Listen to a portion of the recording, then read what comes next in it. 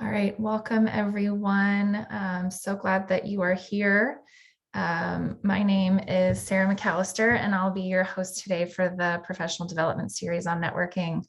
It's going to be a pretty informal session today. So I'm going to move through some content with you all, and then hopefully there will be time for questions at the end. And I would really love for this to be as interactive as possible.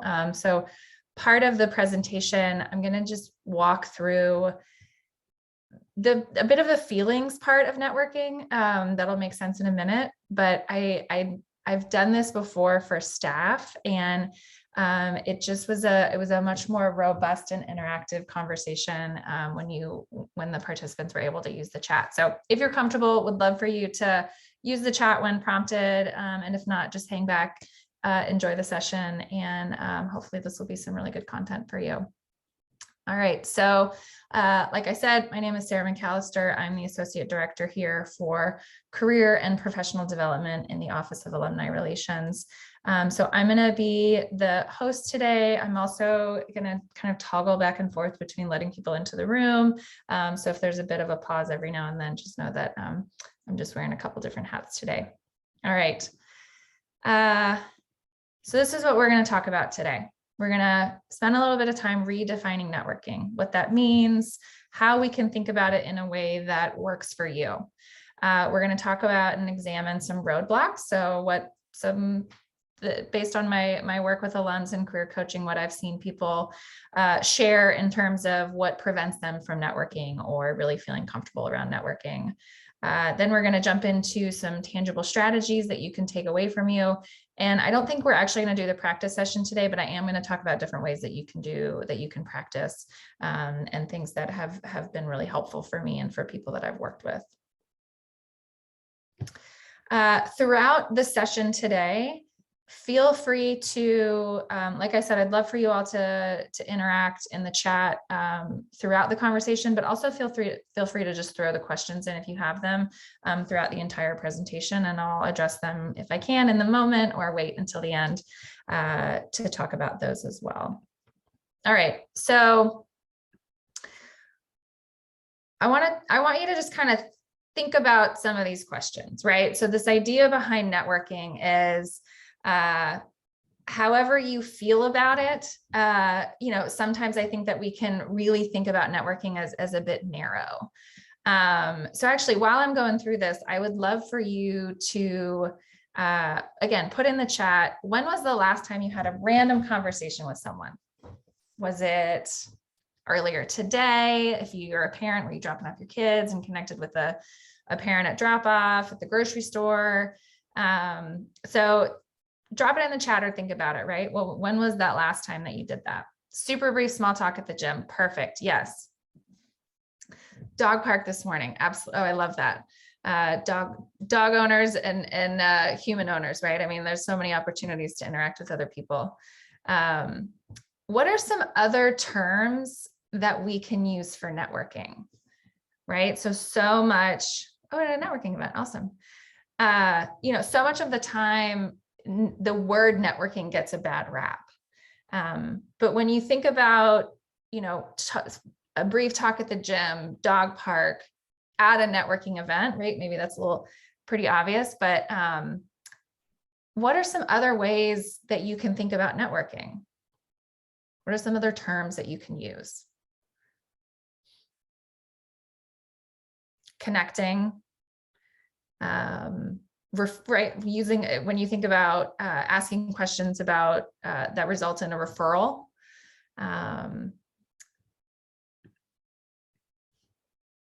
We're going to move on, but I also just, the point of that question, right, is to think about how we all network. We're all connecting and networking, having a conversation perfect. And it happens all the time. And I would say the biggest engaging, I love that. The biggest takeaway in this particular question for me is we're better at networking than we think that we are, because we do it all the time. It's when we put a more formal lens on it that I think there's some roadblocks that come up. and exchange. I love that too. So if anybody is an introvert, I'm going to raise my hand because I am an introvert. Networking can be particularly overwhelming, right? For anybody who is identifies as an introvert. And I just want to invite you in. Hopefully we have some introverts on this conversation today, that all of these strategies are going to work for you as well, right? It's not just for extroverts.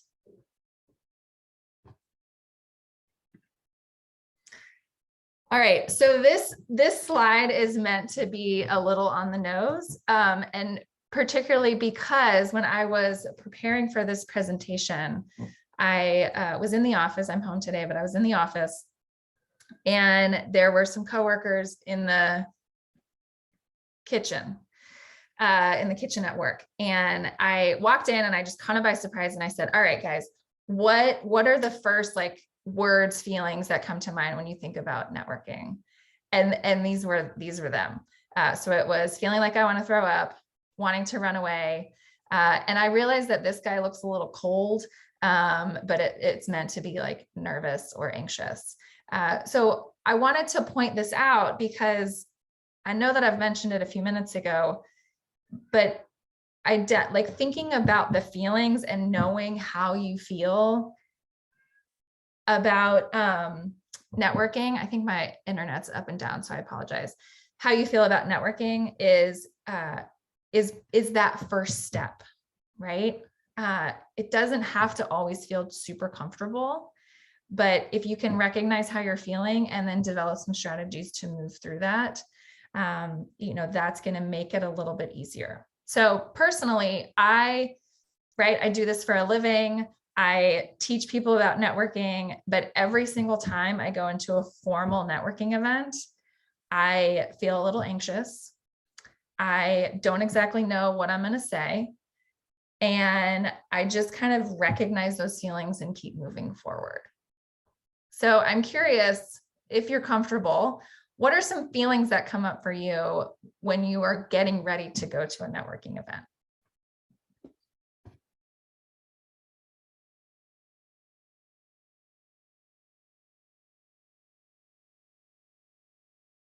I love it. Encouraged. Yep. Heart palpitations. Across the board, right? So there's lots of different ways that we can feel about networking, and it can be exciting and it can be nerve-wracking at the same time. Absolutely. I can relate to that. I love that. I love this range, right?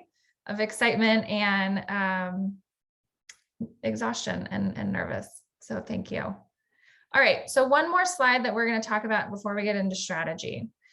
So really, you guys already did this, but I just wanted to point out, there's all the different ways and different places that you can do networking. You guys mentioned about going to the gym, at the dog park. There's really just allow yourself to think about networking again, kind of anywhere that you are.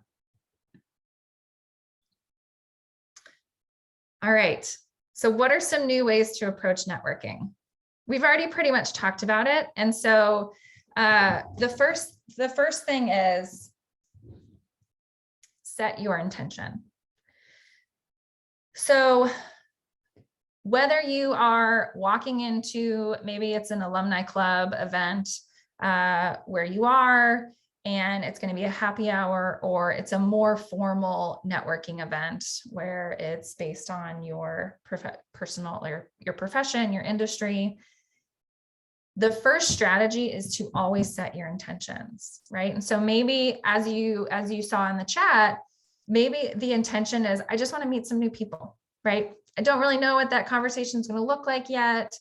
Not exactly sure. You don't always have to have a goal of, I need to make a connection to have someone to then refer me for a job. So I would just encourage you to spend a few minutes before you go into a networking event, really thinking about, what do I want to get out of this situation? Years ago, I was at the first Women Making Waves conference that I attended, and I was sitting in I was watching a panel, and a fellow alum said, she identified as an introvert as well, but she said that anytime she goes into a networking event, she sets a goal for meeting 2 or 3 people. That's it. She just wants to get 2 or 3 business cards. And once she has done that, she kind of checks in with herself again and decides, do I want to keep going, or am I good for the night? And I really like the specificity of that goal, because it also allows you to enter into the event or the experience in exactly the way that works for you, right? I think so often we set these expectations for ourselves that we have to stay the whole time, or we have to push through, maybe, right? If you're tired, you don't stay the whole time. And I know that sounds really obvious, but I think sometimes we just need some permission to leave when we're ready to leave. The other piece around networking that I think is really important to acknowledge is it needs to work for you, right? So much like when I'm coaching people who are getting ready to interview, and if they're feeling really burned out, my advice for them and my advice for networking is the same, that if you're tired, if you're burned out, it's gonna come out in that experience. So again, kind of coming back to this, setting your intentions, make sure that that you've got the energy and you're in the right mindset. Because I don't know about you all, but I've definitely been in networking conversations and situations where, I heard some of the things come out of my mouth. They weren't unprofessional, but it was just like, what am I doing here? I'm tired. I just should go home. Like, I'm not, this isn't where I want to be. So I'm not encouraging you to not network. I'm just encouraging you again to really think about, where's your head and how can you get into the right mindset? All right, so this is the meat of networking. Introductions or elevator pitch, right? So this idea behind, you walk up to somebody or somebody walks up to you, they introduce themselves and ask, what do you do? How do you spend your time? What do you do for work? Do you know what you would say? Right? Like, do you have 2 to 3 sentences of how you want to talk about yourself wherever you are, right? Again, it doesn't have to be in a formal networking event.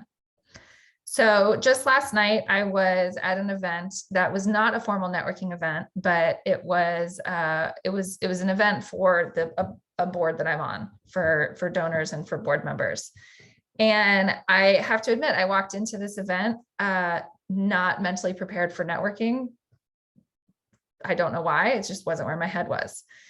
But I found myself having a couple different conversations with people that ended up being really helpful networking chats. And what I realized is it was a really good opportunity for me to practice my introduction, my elevator pitch. And so it looked a little bit like this. So I'll just give you an example. This is rough. And this is just how it went, right? So it was like, hey, I'm Sarah, they asked me what I did. And so I started to kind of workshop this new way of talking about my work. And what I said was, I work at the intersection of alumni relations and career and professional development. And I work with alumni in any capacity of their professional journey, right? So under the umbrella of career and professional development, I interact with alums both in individual career coaching, providing programming, and anything in between. Now, if you all were to critique my introduction, I imagine that there would be some really helpful feedback. And I wanted to both share the way that I talked about myself literally last night, and in a very kind of raw moment of, it wasn't perfect. I know that I could have said things differently, but it also got the point across. And so I'm going to encourage you, I'm going to take about a 30 to 60 second break. My cat's gonna make an introduction. for you to just think about, jot down if you have paper in front of you, what are the 2 to 3 things that you want to make sure that you're sharing about yourself next time you're doing a networking event?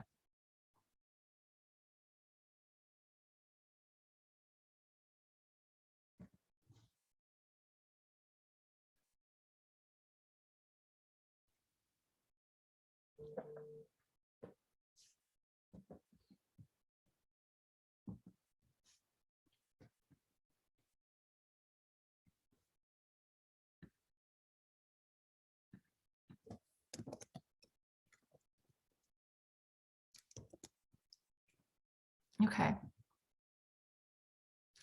I'm curious, I would love just your thoughts on, how do you think about your elevator pitch or introduction?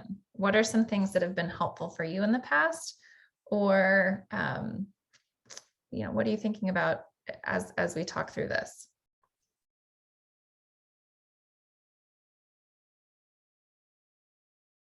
I loved what Liza said in terms of it shouldn't sound perfect. I appreciate that, right? There should be this authenticity to it. So that's great.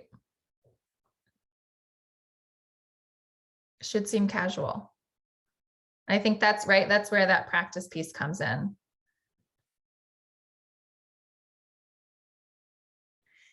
A lot of times when I'm coaching alums, people do love compliments. I love that. Any particular questions around what are the things that you should put into your introduction? What are some things that you shouldn't? Do you all feel pretty clear about it? I love that. It should feel conversational and just asking a few questions about someone, right? That's a great tip and strategy to end that introduction with, right? So you can keep that conversation going.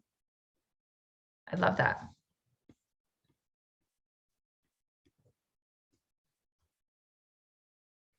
All right.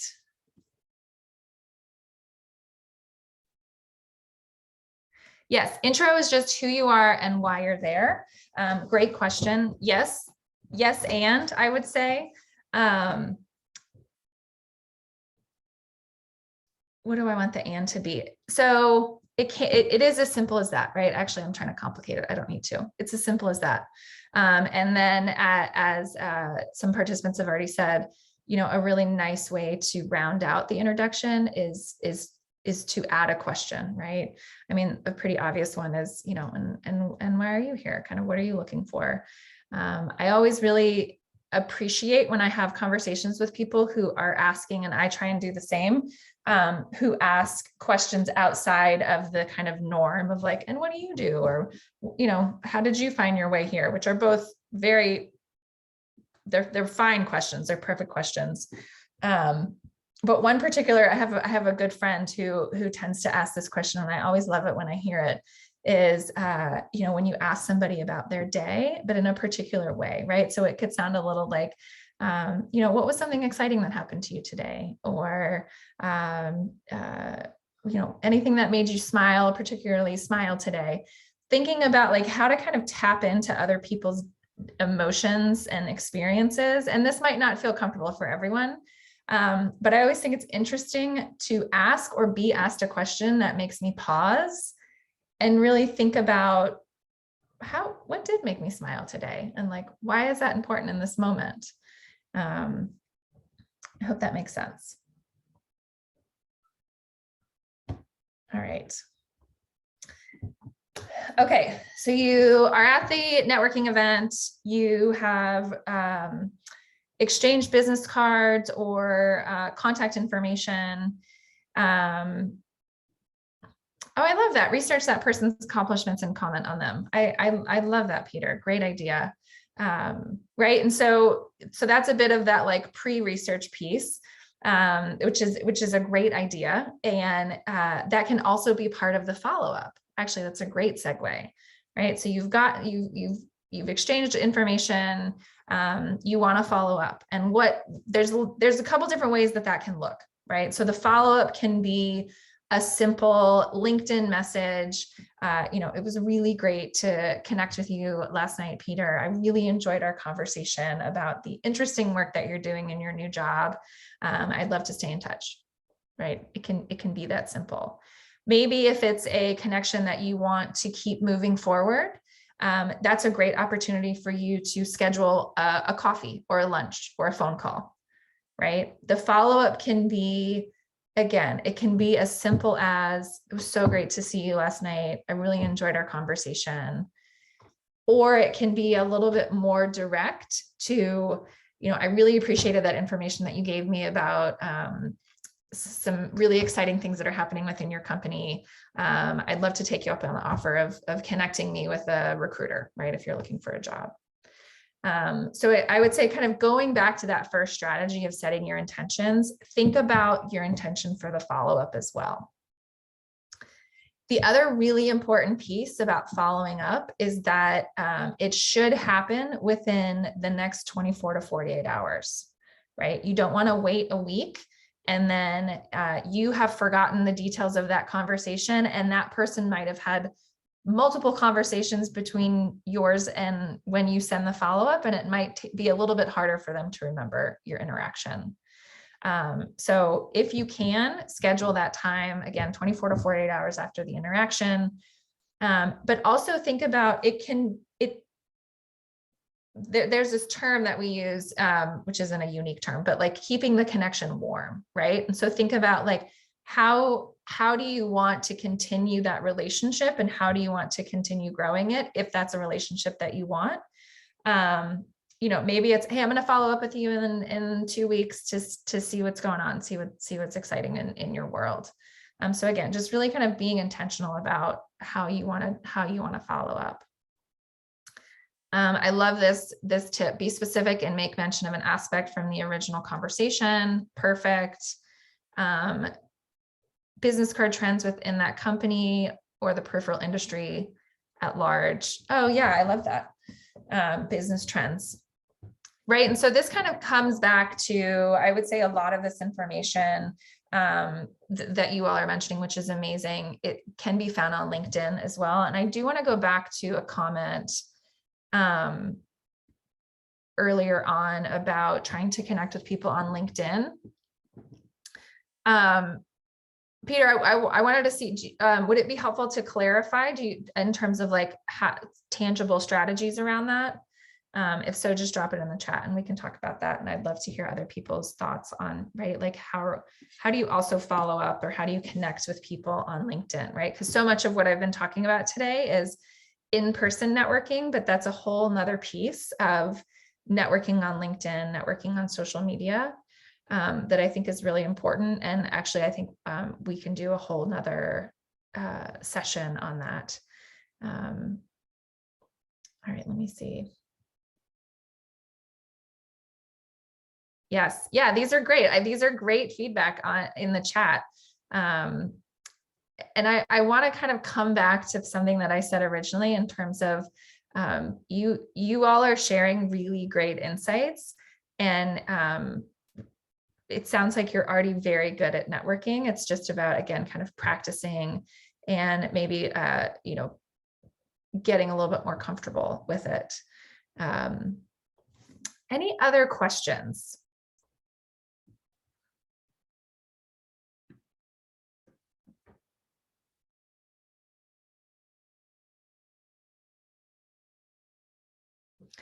I wanted to, I know that originally this was scheduled for about 60 minutes, but thinking about the content and just the conversation today, again, it's pretty simple, it's pretty straightforward, and it's really about setting your intention, getting that introduction and elevator pitch to where you feel pretty comfortable, and following up.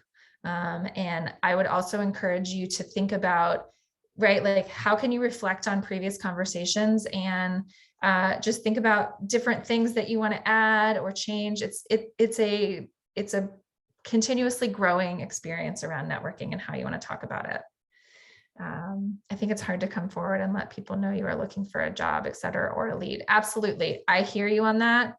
And I think that there are several different ways to practice that, right? Like maybe that's not how you come out of the gate in that first networking connection. Maybe you make that connection and then you follow up and have a follow-up call.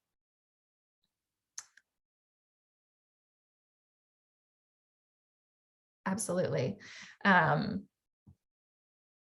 trying to think on. I love this. I absolutely love this. What other, I mean, feel free to kind of, if you want to come off mute too, what other strategies, what other things have really worked for you all in terms of networking? Because this is all really great in the chat. You guys are sharing a lot of great information.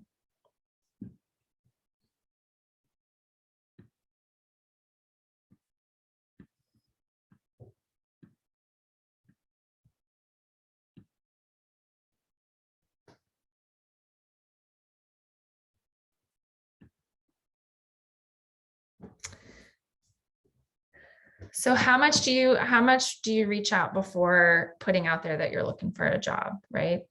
I think I would say it really and that I'll go into strategy, but it does depend on the conversation, right? It does depend on the connection.